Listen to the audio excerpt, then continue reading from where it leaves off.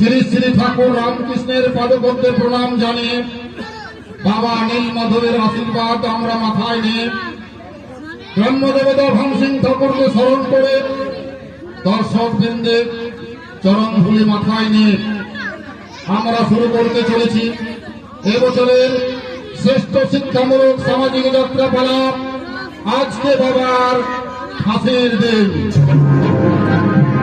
রচনা doctor Tapas Kumar, নির্দেশনা উৎপল মাহাতো, পরিচালনায় গঙ্গাধর মাঝি ও ফাল্গুনী সভা মাহাতো, দলের যাত্রা ম্যানেজার পার্থ সারথী মাহাতো, আলো ধনী রূপসজ্জা ও স্ত্রী চরিত্রে রামকৃষ্ণ ড্রেস হাউস গোলকুন্ডা, অভিনয়ে নেপিনা শ্রমিক সংঘের তরুণ শিল্পীবৃন্দ।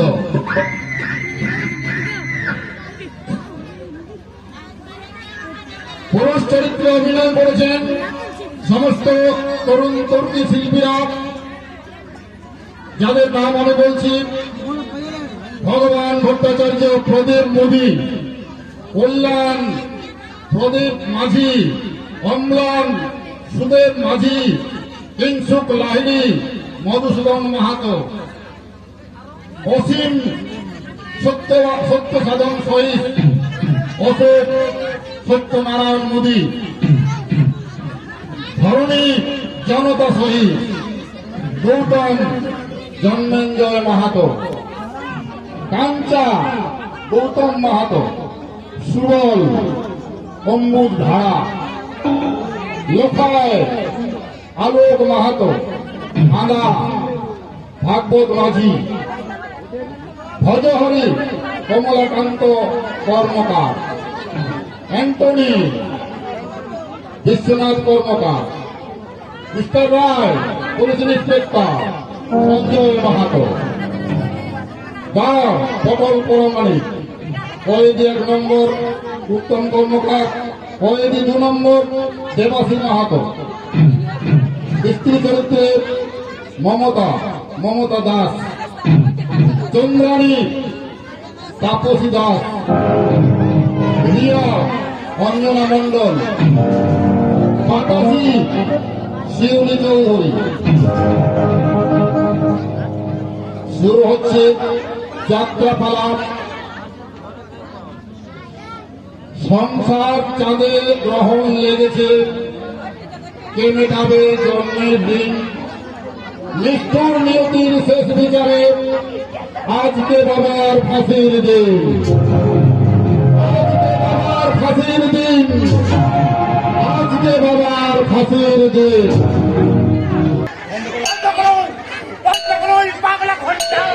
ওই ঘন্টার শব্দ যেন আমার মাথার মন্দির শত মাত্র যেন ভেঙে পড়ছে আমার মাথায়। কিছুতেই নাও, কিছুতেই নাও, আমি সহ্য করতে পারছি না।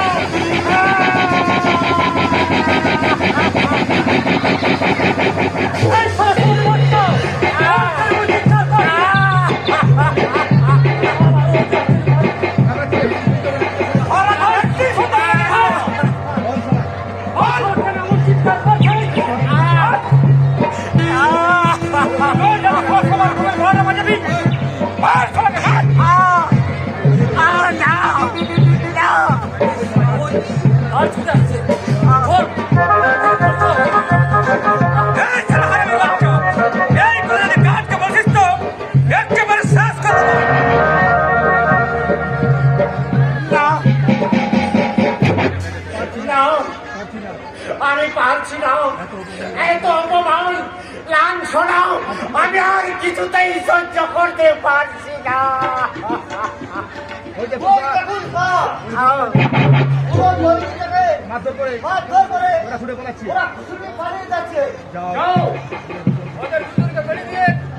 আটকে রাখো ভগবান বাবু,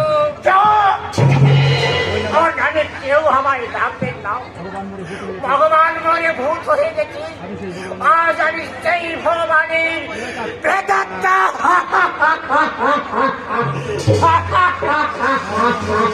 ভগবান বাবু, ভগবান এখনো মরেনি, আজও তার আহত মনটা বেঁচে আছে, আজও ঘুমিয়ে আছে, তার জীবন্ত আছে। সেই অতীতটাকে এবার আপনি একটু একটু করে জাগিয়ে তুলুন ভগবান বাবু। সেই ঘুমন্ত অতীতটাকেই কেমন করে বলবো সাহস, কেমন করে বলবো? এই ভগবানের ক্ষত বিক্ষত অন্তর থেকেই জন্মে বেদনা রক্ত, স্মৃতির পর্দায় ফুটে উঠবে কতগুলো হারিয়ে যাওয়া মুখর ছবি।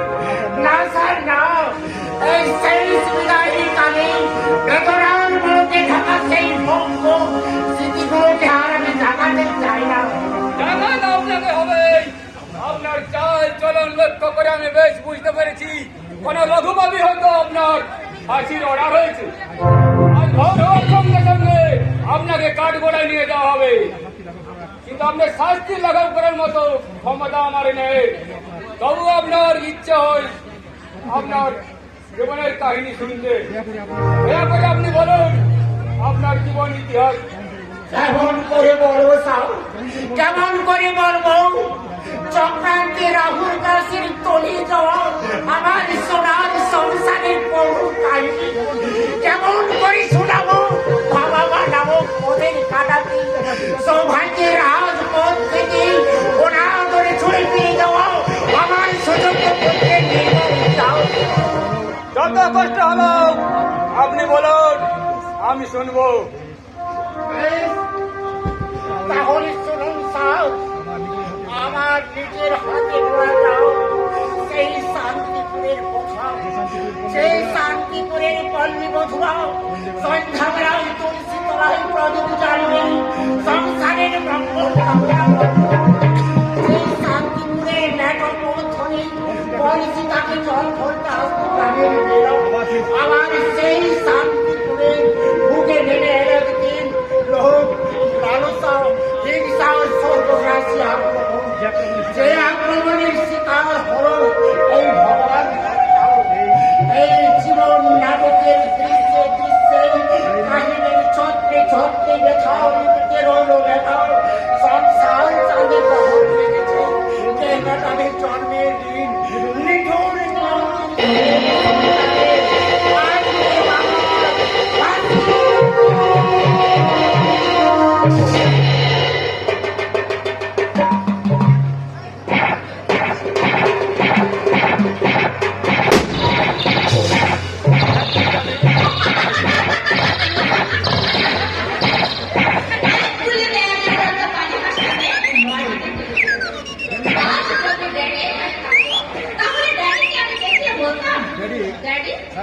রাইফেল শুটিং কম্পিটিশনে তোমার দাদা থেকে আমি কিন্তু কোনো অংশে কম নয়। তাই আজ আমার মনের আনন্দে বলতে ইচ্ছে করছে, আমায় দেখে জ্বলছে যারা চাইছে তাদের মধ্যে কিছু না করে তুই করে চলটাই চললেন। আমায় দেখে জ্বলছে যারা চাইছে তাদের মধ্যে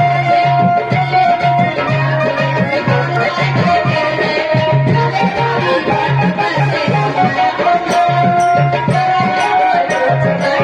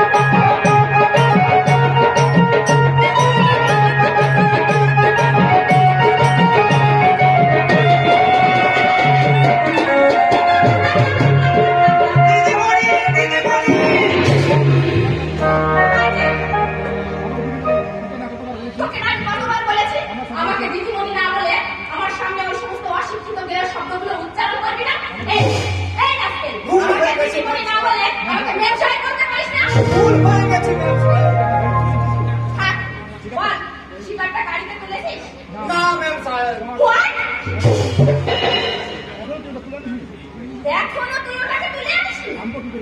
আনবো কি করে ম্যাম সাহেব? আনতে গিয়েই তো গোলমাল। What? কিসের গোলমাল? আমি গিয়ে দেখলাম, আমি যাওয়ার আগে কোথা থেকে একটা লোক এসে হাঁসটাকে তুলে নিয়ে সেবা শুশ্রূষা করতে শুরু করে। আমি বললাম, আমার ম্যাম সাহেবের শিকার, তাহলে ওরা আমার হাতে তুলে দাও। তারপর লোকটা আমায় ধমক দেখিয়ে বললো, আমি শুশ্রূষা করে হাঁসটার প্রাণ বাঁচিয়েছি, তাই হাঁসটা আমার। ম্যাম সাহেব, গুলি করে ওই রাস্তাটার মাথা খুলে আমি উড়ে দেবো। ওর গায়ের চামড়া দিয়ে আমি আমার পায়ের জুতো। তাহলে পায়ে ভাগটা দিয়ে দেন ম্যাডাম। জুতো বাড়ি আমি নিজেই আপনার জন্য পাঠিয়ে দেবো। এই, কে তুমি? এই লোকটাই তো আপনার শিকার কেড়ে নিয়েছে। হ্যাঁ ম্যাডাম, আপনার ওই দামি বন্দুক দিয়ে যার সস্তা মাথাটা উড়াতে চাইছিলেন, যার গায়ে কালো চামড়া দিয়ে আপনার ওই সুন্দর পাল্টি গাড়ির জন্য জুতো বানাতে চাইছিলেন, আপনি সেই রাখতেন। ওই ম্যাডাম, জুতোর মাপটা দিন। Oh, you shut up! Sense আমার ঠিকই আছে ম্যাডাম, যার সেন্স নেই সেই প্রকৃত সৌন্দর্য রক্ষাকারী ওই সুন্দর পাইটার বুকে গুলি চালিয়ে নীলজ্জের মতো বিজয়ী হাসি হাসছে। আমার কথার জবাব দাও। আমার শিকার ফিরিয়ে দেবে কি না? কখনো না। আপনার ওই খেয়ালি মনের শখ মেটাতে নিষ্ঠুরের মতো তার প্রাণ নিতে চাইছিলেন। বহু কষ্টে আমি আমার সেবা দিয়ে তার প্রাণ বাঁচিয়েছি, তাই ওই হাতটারি মন একমাত্র অধিকার আমার। আর আমার অসুস্থ হাতটা কখনো আমি আপনার মতো কষায় হাতে তুলে দেবো না। বন্দুক দিয়ে আমি তোমাকে স্বীকার করবো। কি করছো ম্যাম সাহেব? খারাপ কিছু হয়ে যাবে। বন্দুকটা আমার, বন্দুক আমার। শোনো তো, বাজে বকবক করবি না। ছোট মুখে বড় বড় কথা বলে যে অন্যায় করেছে, তার নির্মম পরিহাস আজ আমি ওই ফাড়ে ফাড়ে টের পেয়েছি। বলো, আমার শিকার দেবে কি না? ওই দেখুন নীল আকাশের বুকে মনের আনন্দে পাখা মেরে ভাসছে। You rascal! ম্যাম সাহেব, কি হলো ম্যাডাম, আপনি ওভাবে ছটফট করে কাঁপছেন কেন? বন্দুকের ঘাড়ে আপনার নরম দুর্বল হাতগুলো মধ্যে রকম করে আছে। প্লিজ চালাক গুলি। পারলেন না তো? হাতে বন্দুক থাকলে গুলি চালাতে যায় না ম্যাডাম, তার জন্য হিম্মত চাই, হিম্মত।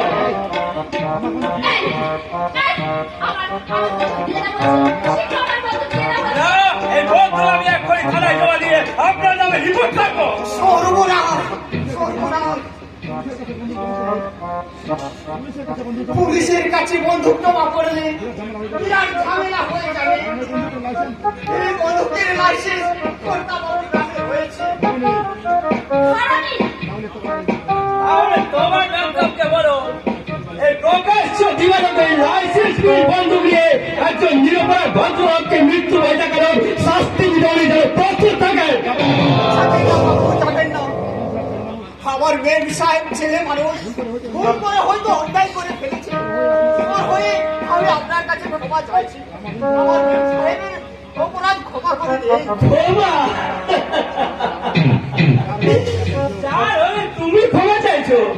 ওই তার চোখে মুখে তো অনুশোচনার বিন্দু মাত্র সাহায্য করে পড়ছে না। অবশ্য বন্ধন আমি ফিরিয়ে দিতে পারি যদি তোমার নাম সব আমার কাছে ক্ষমা চান। আমি ক্ষমা চাইবো তোমার কাছে। হ্যাঁ, আপনি হাত জোর করে ক্ষমা চাইবেন।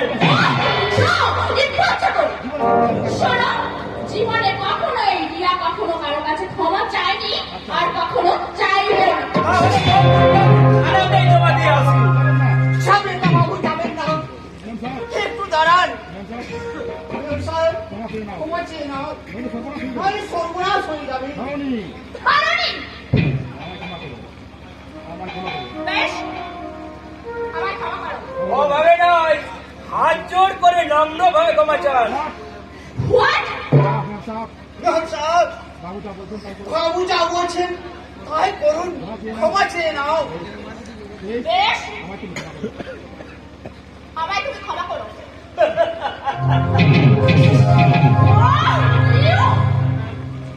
এবারের মতো আপনাকে আমি ক্ষমা করলাম, কিন্তু মনে রাখবেন ম্যাডাম, এই শান্তিপুরের মাটিতে দাঁড়িয়ে যদি আর কোনোদিন কোনো প্রাণীর বুকে গুলি চালানোর এক ঘন্টা দেখান, তাহলে আজকের মতো হাত থেকে শুধু বন্দুকটা ছিনিয়ে নেব না, সেই সঙ্গে আপনার ওই নরম হাত দুটো মুখ ছিঁড়ে ভেঙে দেবো।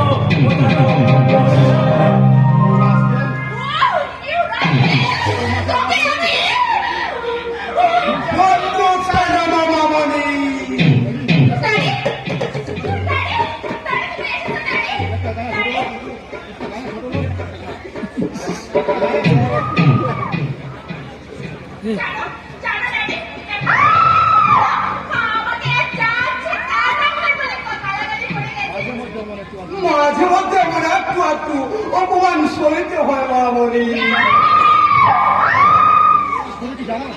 তুমি কি জানো ওরা আবার শিকার করা বালির হাতটাকে সীমা সুস্থ করে যত্ন করে ওই আকাশে উড়িয়ে দিয়েছে।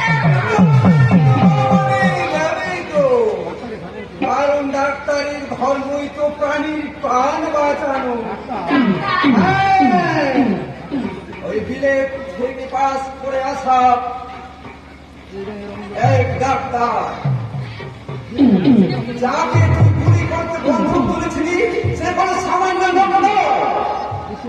ওই বিলেত থেকে বেরোলো কল্যাণ ডাক্তার,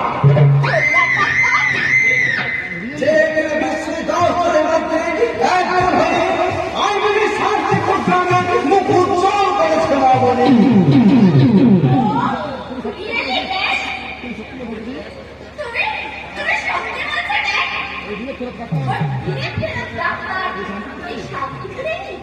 হ্যাঁ মামনি, এই শান্তিপুর তিন দৈত্য ব্রাহ্মণ ভগবান ভক্তটাকে এরকমই ওই সোনার পদ্মটা একটু একটু করে ফুটে উঠেছে।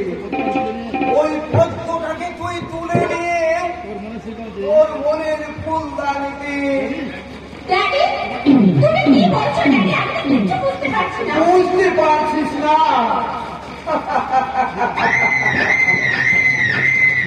হ্যাঁ ঠিক আছে, তোকে আমি বুঝিয়ে বলি। ধরুনি, তুই এক কাজ কর, ওই তোর মামনির কাছ থেকে বন্দুক করিয়ে বাড়িতে গিয়ে বল। তোর মামনির হাতে বন্দুক থাকলে ওই তো কখন কি করে বসে তার ঠিক নেই।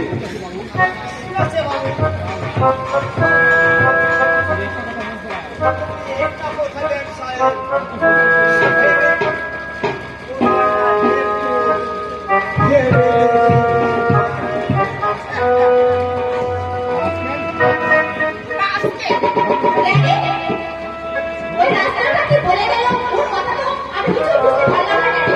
মন্দ কিছু বলে না মামনি।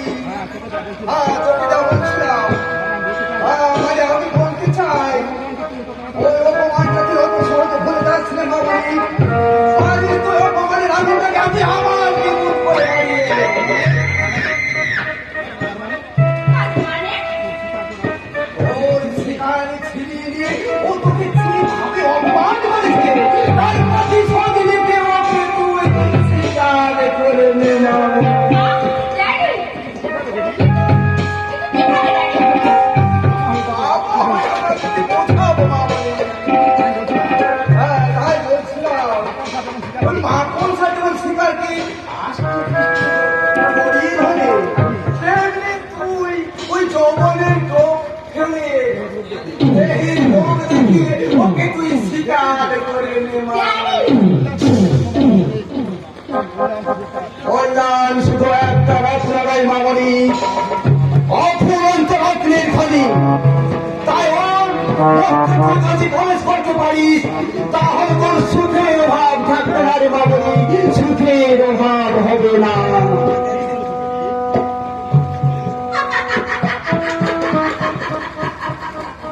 তুমি ঠিক বলেছো ড্যাডি। আমি মিথ্যা ওষুধ মনে পুষে রাখতে চাই না ড্যাডি। তাই আজ থেকে আমার ওয়ান অ্যান্ড অনলি টার্গেট ওই ডক্টর কল্যাণ ভট্টাচার্য।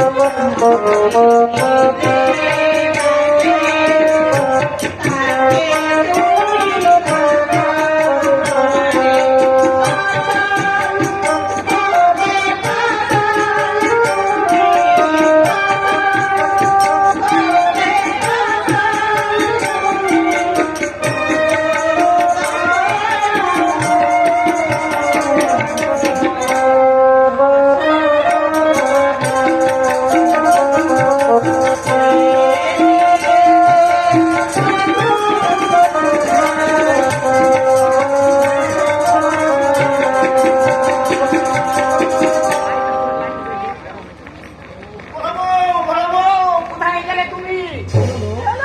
এমন আনন্দ আচরণ ছুটে আসছে কেন? আর তো আর হবে না। আজ যে আমার সবচেয়ে বেশি আনন্দের দিন। আনন্দের দিন? কিসের আনন্দ গো? আমার বউ, আজ যে কল্যাণের, আজ তোমাকে আমি এমন একটা দারুণ খুশির খবর শোনাবো, যা শুনলে তুমি একেবারে আনন্দে দিশাহারা হয়ে আজ এই খুশির খবর বলবে তো? আমাদের কল্যাণ মস্ত বড় ডাক্তার সে কি? হয়েছে। আমার কল্যাণ? এই দেখো খবরের কাগজে আমাদের কল্যাণের কত বড় ছবি ছাপিয়েছে। ওটা কি দেখি? এই দেখো, বাহ! আহ! এই তো! কল্যাণীকে আমার বিরাজি পোশাকে দারুণ বানিয়েছে। একবারই কেন? সাহেব! এই ভগবান ভট্টাচার্যের পচা পুকুরে যে এমন একটা সোনার পদ্ম ফুটে উঠবে, তা কিন্তু কোনোদিনও ভাবতে পারবো। হ্যাঁ, তুমি ঠিক বলেছো, তুমি ঠিক বলেছো। আমার জীবনের সবচেয়ে বড় স্বপ্নটাই সার্থক করবো। আমি আমার যথা সর্বস্বের বিনিময়ে যে কল্যাণকে মানুষের মতো মানুষ করতে পেরেছি, এটাই তো আমার জীবনের সবচেয়ে। আর আমার খুশির কথা বলো, আমার পাহাড়ে কথা বলো, এমন বিরাট বিরাট ডাক্তারের গর্ভে ধারণ করা, এটা আমার ভাগ্যের কথা। ও কথা মানি না বড় বউ। ওই যে এরা সবাই বলে না, ভালো মা বাবা না হলে নাকি ভালো সন্তান হয় না। কিন্তু আমি তো মুখ্য সূক্ষ্ম মানুষ, কিন্তু তোমার পেটে কিছু বিদ্যে ছিল বলেই তো তোমার গুণের কল্যাণ আজ এত দূরে। না গো না, আমার একার সাথে আজ আমার কল্যাণ এত হতে পারতো না। তিনি সৎ বুদ্ধি দিয়েছিলেন, সৎ পথে চালনা করেছিলেন বলে আজ আমার কল্যাণ এখনো ডাক্তার হতে পেরেছে। বড় বউ, কিন্তু আজকাল সেই আনন্দ দিলেন, সেই দিনের সেই দুঃখ করার কথা আমার যে বড্ড বেশি দুর্বল করছে না, সেই ভিতরে এই শীতের আমার অপরাধগুলো বলবো হয়ে না যেন আমার কল্যাণের কথা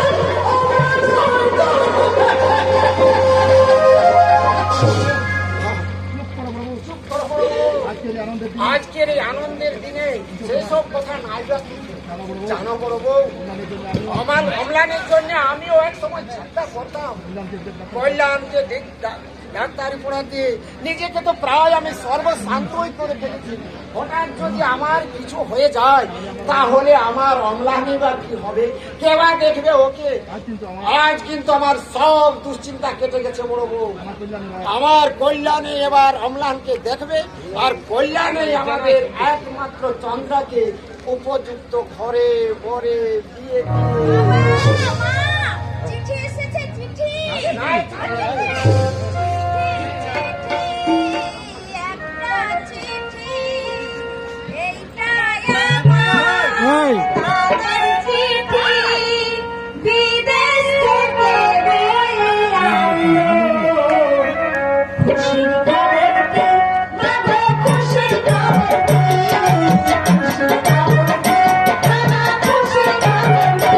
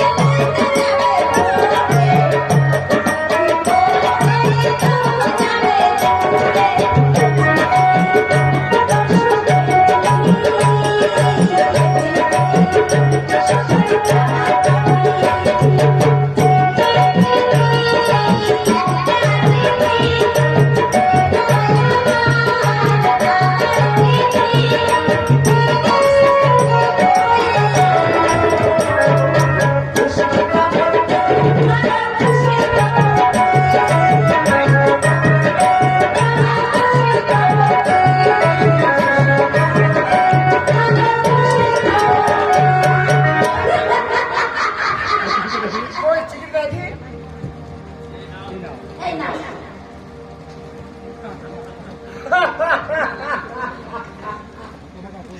ও তো বাবা বোধহয় চিঠিতে খুশির খবরটা লিখে পাঠিয়েছি।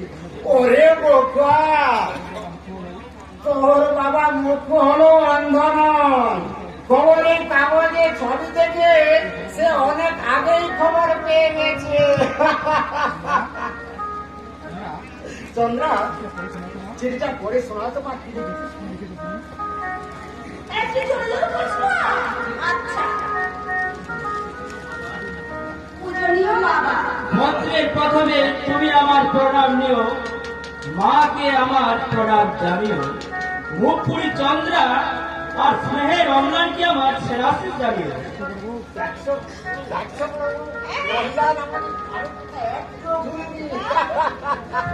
তোমাদের ঐকান্তিক ইচ্ছা এবং প্রাণ ঢালা আশীর্বাদে আজ আমি ডাক্তারি পাস করতে পেরেছি। আমি জানতাম বাবা তুই পারবি, তুই যে ভগবান ভোলচাঁদের স্বপ্নের আকাশের একমাত্র যুবতারা।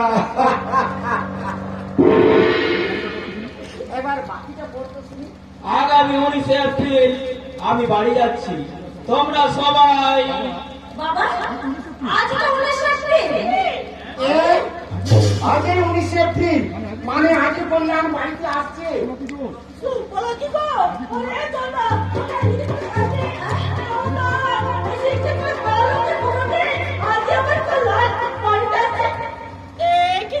এখনো তুমি যা দাঁড়িয়ে আছো, যাও যাও শীঘ্রই যাও স্টেশনে, আমার কল্যাণকে সঙ্গে করে নিয়ে আসবে। চন্দ্রা, বাবা তুই ভালো করে কল্যাণের ঘরটা গুছিয়ে রাখ। বড় বউ, আমার কল্যাণ যা যা খেতে ভালোবাসে তুমি তাই রান্না করবে, আর সেই সঙ্গে নলেন গুড়ের পায়েস করতে যেন ভুলো না। কত ভাঙা আমার পায়েস খাওয়ার বড্ড পেটে। কিন্তু বাড়িতে কিচ্ছু নেই গো। নেই? কল্যাণ আমার কুচো চোখে যে মোচার ঘন্ট সত্য আর কাতলা মাছের মাথা কিন্তু ওর মরণ খরণ জগতে ওর মুকুল দুটো তো বিক্রি করে দিয়েছ। মা, সাত পুরুষের ভিটে বাড়িটা পর্যন্ত বন্ধক দিয়ে দিয়েছ। বড় বউ, এতদিন পরে ছেলেটা বাড়িতে আসছে, এই কবছর ছেলেকে না জানে কি না কি খেয়ে দিন কাটিয়েছে।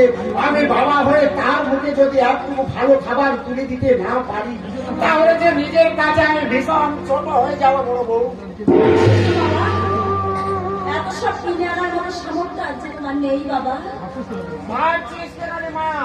বড় হরিদার কাছে তো আমাদের এই ভিটে বাড়িটা বন্ধক দেওয়াই আছে, তাকে চাইলে সে নিশ্চয়ই আরো কিছু টাকা দেবে। কিন্তু বাবা, এত টাকা শোধ করে তুমি ভিটে বাড়িটা কেমন করে ছাড়াবে বাবা? সে ভাবনা তোমাদের কাউকে ভাবতে হবে না রে মা। এখন থেকে সেসব ভাবনা আমার কল্যাণে। তুমি কিচ্ছু ভেবো না বড় বউ। আমি কানাইয়ের হাতে বাজার করে পাঠিয়ে কল্যাণ টানতে স্টেশনে চললাম। ও তখন যে কি করি, চিঠিটা যদি অন্তত 2 ঘন্টা আগে আসতো। এসে গেছি বাবা। রাস্তার মধ্যে হঠাৎ একটা ঝামেলার মধ্যে জড়িয়ে না পড়লে 2 ঘন্টা আগে আমি বাড়ি পৌঁছে যেতাম। কেমন আছো বাবা? ভালো বাবা, খুব ভালো। তুমি ভালো আছো বাবা? হ্যাঁ বাবা, খুব ভালো আছি। তাহলে আমাদের ছেড়ে থাকতে তোর খুব কষ্ট হচ্ছে না রে বাবা? কষ্ট কোথায় মা? তোমাদের কথা ভাবতে ভাবতে 5টা বছর যে কিভাবে পার হয়ে গেল আমি বুঝতেই পারিনি। এই মুখ ফিরিয়ে, তুই আবার মুখ ফিরিয়ে দাঁড়িয়ে আছিস কেন? বাড়ি এলাম বলে হিংসে হচ্ছে বুঝি? এই হিংসে বাবা লাগছে, বাবা লাগছে। দেখছো মা, দেখছো? বাড়ি এসে বাবা লাগছে। তোকে যতদিন নয় বাড়ি থেকে দাঁড়াচ্ছি, তোর কিন্তু নিস্তার নেই। বাড়ি থেকে যেতে আমার হয়ে গেছে। দাঁড়া, খুব শীঘ্রই আমি তোর বিয়ের ব্যবস্থা করছি। মা, অম্লান কোথায়? দেখছি না তো। দাদা, দাদা, অম্লান, ভাই আমার, ভালো আছিস তো? হ্যাঁ দাদা, খুব ভালো আছি। জানো দাদা, আমাদের গ্রামে সবাই বলা বলি করছে তুমি নাকি মস্ত বড় ডাক্তার হয়েছো। খবরের কাগজেও নাকি তোমার ছবি বেরিয়েছে। বেরিয়েছে তো। এই দেখ না, দেখ। বাহ, কি সুন্দর দেখাচ্ছে তোমায়। জানো দাদা, তুমি যে এত বড় ডাক্তার, সে কথা আমি বিশ্বাস করতে পারছি না। ওই ছবিটা দেখো, তুই বিশ্বাস করতে পারছিস না? পারছি দিদি, পারছি। তবে একটা কথা ভাবতে আমার বড্ড কষ্ট হচ্ছে।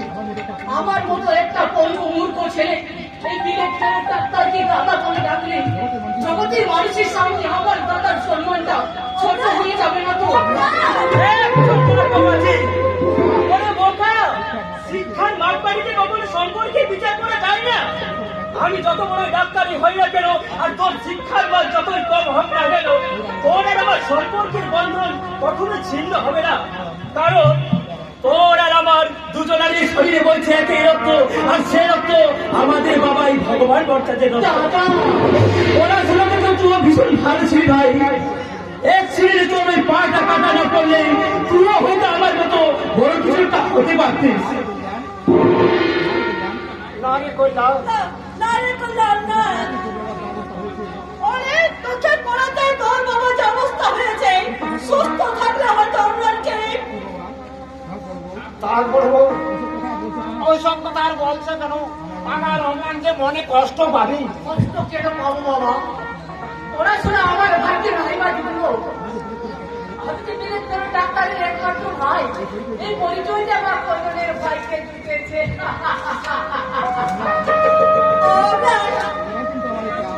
এবার কিন্তু আমার একটা জিনিস কিনে দিতে হবে দাদা। একটা 3 চাকার সাইকেল। এই নিয়ে হাঁটতে আমার বড্ড কষ্ট হয়।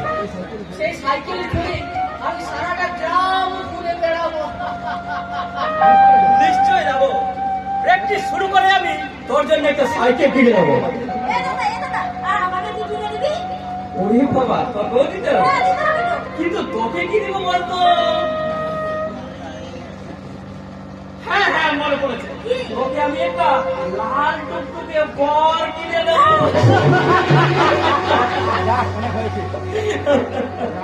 যাক, অনেক হয়েছে। বলবো আবার তুমি কল্যাণের খাবারের ব্যবস্থা করো, আমি বাজার করতে চললাম। বাবা তুমি নলেন গুড় আর নারকেল নিয়ে এসো কিন্তু। মা আজ নলেন গুড়ের পায়েস বানাও না, কতদিন আমরা নলেন গুড়ের পায়েস খাইনি। নলেন গুড়ের পায়েস? জানিস দাদা, মা একদিন নলেন গুড়ের পায়েস বানিয়েছিল। খেতে বসে হঠাৎ বাবা তোর কথা মনে পড়ে যায়। তখন কাঁদতে কাঁদতে সেই পায়েসের থালা থেকে উঠে গিয়ে বাবা বলেছিল, বলবো কল্যাণ যে আমার এই পায়েস খেতে বেশি ভালোবাসত, তাকে ফাঁকি দিয়ে আমি এই পায়েস ওকে শিখব না। না তা হয় না, ও পায়েস তুমি পুকুরেই জলে ফেলে দিও। বাবা সেদিন আমরা কেউ পায়েস খাইনি না। মা সব পায়েসটাকে পুকুরের জলে ফেলে দিয়েছে। সব পায়েসটাকে।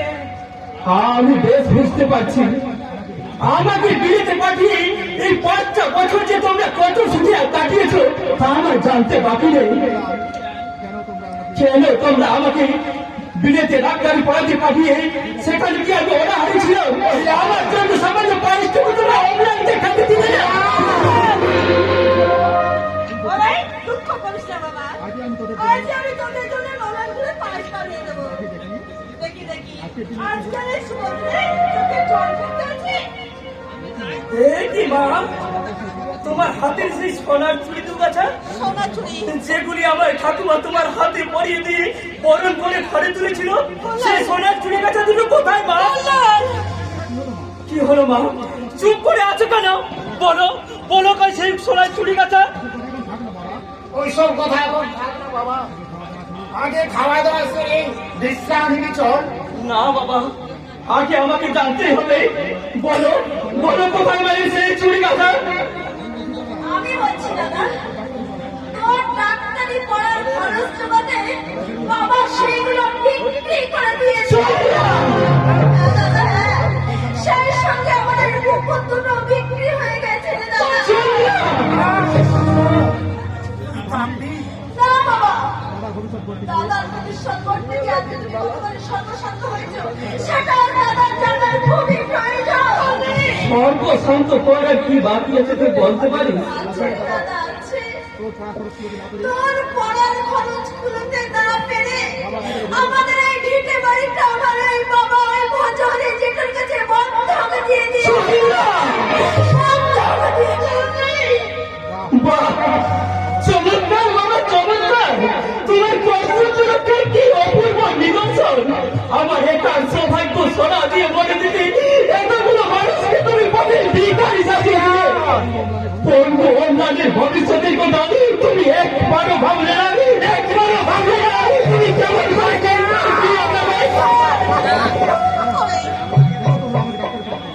কেন তোমরা আমাকে ডাক্তারি পড়াতে বিয়েতে পাঠিয়েছিলে?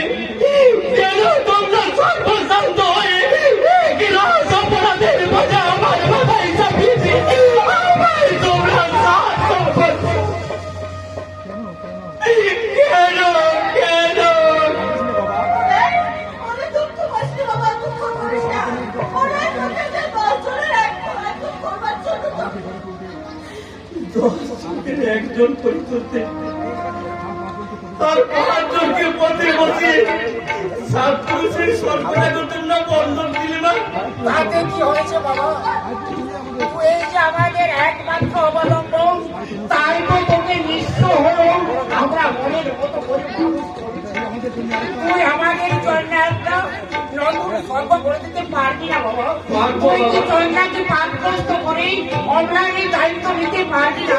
পারবো বাবা, আমাকে যে পারতেই হবে। আমি নিজে সন্ত্রাস দিয়ে দেবো, পঙ্গ অবলানের সারা জীবনের দায়িত্ব নেবো আমি। তারপর আমার শ্রদ্ধা ভক্তি ভালোবাসা দিয়ে তোমাদের জন্য গল্প আরেকটা নতুন স্বর্গ। তারপর সেই স্বর্গের মাঝে আমি আমার ভক্তির সিংহাসনে আমি এই ভগবতীকে বসিয়ে বলবো, জননী জন্মভূমি স্বর্গাদপি করিয়াছি। তেমনি আমার ভগবতীর পাশে আমার এই ঈশ্বর, আমার এই দেবতাকে বসিয়ে আমি আমার মৃত্যু বর্ণনা করে বলবো,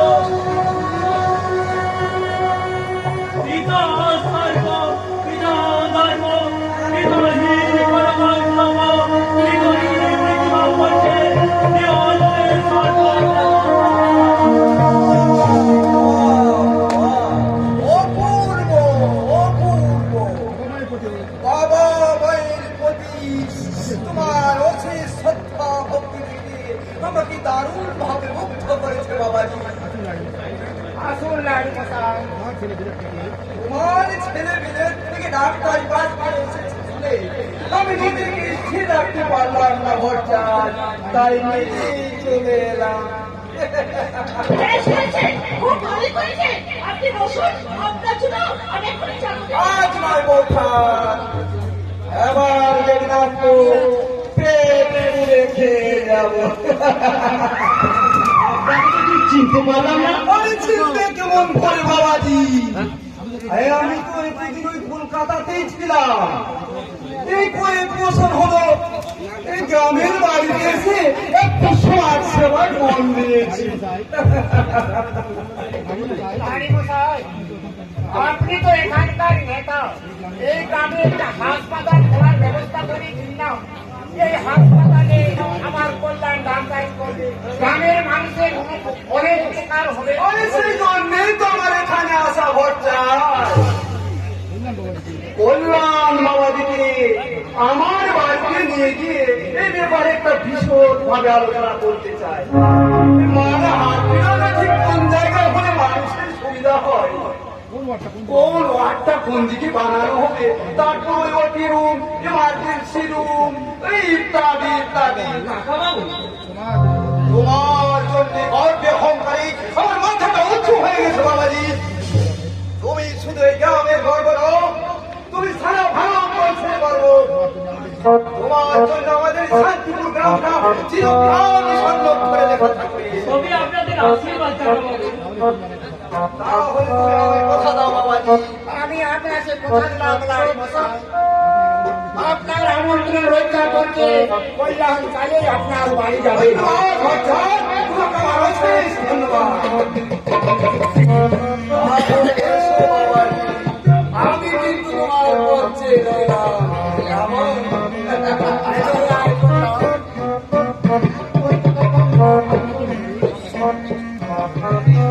বাজারটা করে আনি। যাও বাবা যাও, তুমি যেমন তোমার কল্যাণের জন্য বাজার করতে যাচ্ছ, এমনি তোমার কল্যাণও যাচ্ছে তোমাদের সংসার বাজার থেকে সুখ শান্তি সৌদাগর নিয়ে আসতে। যতদিন না সে সৌদা সম্পূর্ণ হবে ততদিন না আমার সুখ নেই, শান্তি নেই, বিশ্রাম নেই।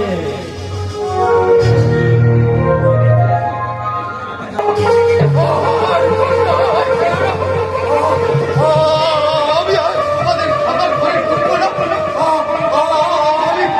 আমি কখন তোমাদের দাবি দাবি খাবার খেতে পারবো না।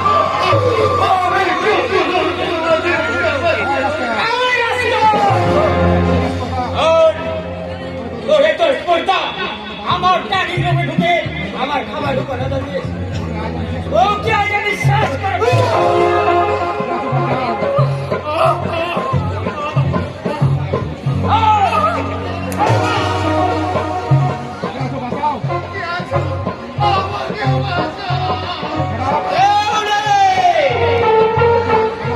আমার হাত থেকে বাঁচাতে কেউ তোমাকে আসবে না।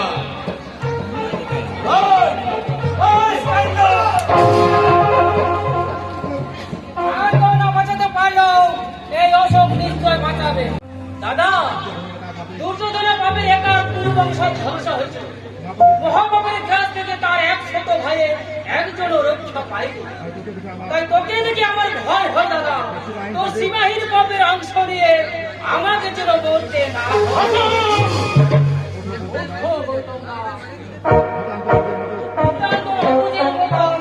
আমার সাথে তোমার প্রতি যে অবিচার করেছে তার জন্য আমি তোমার কাছে ক্ষমা চাইছি। আমার চাই আছে ভাই, ক্ষমা যদি চাইতে হয় তাহলে তার কাছে যাও, যিনি দিবানিশি বসে বসে তোমার দাদার পাপ পুণ্যের হিসাব করতে চলেছেন, মহাকালের পাতায় পাতায় লিখে চলেছেন এইসব পিছন পাশনদের মৃত্যু হবে তাই।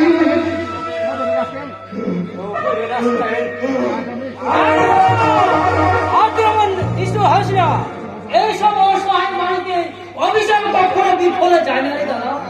তাই বলছিলাম চুপ কর। কে তোকে এখানে আসতে বলেছিল? আমার বিবেক আমার তো বিপদে বাস্তবে চুকাতে বেঁধে রাখো সব। আর কখনো আমার কাছে বাধা দেওয়ার চেষ্টা করলে আমি কিন্তু ভুলে যেতে বাধ্য হবো। তুই ভুলে যাওয়ার চেষ্টা করলো আমি কিন্তু ভুলতে পারিনি দাদা। আমি তো সহদর ভাই, তোর সঙ্গে যেমন এমন করে হাসতে পারি তেমনি তোর দুঃখের হওয়াটাও আমার কর্তব্য। তাই তোকে শেষবারের মতো অনুরোধ করছি দাদা, ইচ্ছে করে পাপের বোঝা বাড়িয়ে আর তুই নিজের সর্বনাশ ডেকে আনিস না। একে যদি তুই সর্বনাশ মনে করিস তাহলে মনে কর সর্বনাশই আমার নেশা। আর এই নেশা থেকে কেউ কখনো আমার দূরে সরাতে পারবে না। চোরাটি শোনে তবু করবেন নাই। আমরা কিছু বলিনি দাদা। নিয়মটি যাকে সর্বনাশের পথে টেনে নিয়ে যান তাকে ফেরানো কারো সাধ্য নেই। তো করুণাময় ঈশ্বরকে আমি দিন রাত ডেকে ডেকে বলি, ও ঈশ্বর, সর্বহারা বিচার থেকে তুমি আমার দাদাকে রক্ষা করে থাকুন, আমার দাদাকে রক্ষা করো।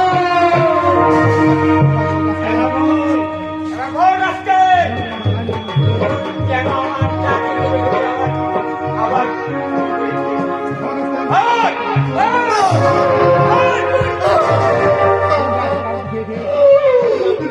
রাত পড়া রুটি কে কে আমার পেট হয়ে গেছে দাদা বাবু। তাই তোমার ঘরের টেবিলে সাজানো দামি দামি খাবার গুলো থেকে খেতে আমার পেটটা চলে গেল। তাই তো একটা মা ভর্ত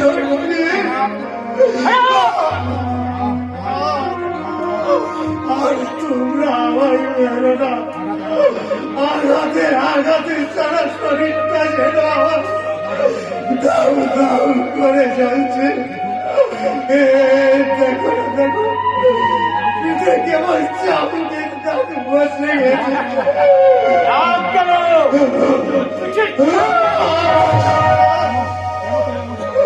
কেন কেন তোমরা সবাই মিলে আমাকে মারো? অ্যাক্সিডেন্টের সারা শরীরটা আমার নিশ্চিতভাবে পড়ে যাওয়ার পর থেকে তবে সবাই আমাকে ঘৃণা করো। অথচ আমার বাবা যখন বেঁচে ছিলেন তখন তোমরা আমায় কত ভালোবাসতে। তুমি বন্ধুর মতো আমার সব সময় পাশে থাকতে। আমি তোমার মন নিয়া আমাকে কোনো পার্কে বা কফি হাউসে নিয়ে গিয়ে বলতো Oh no!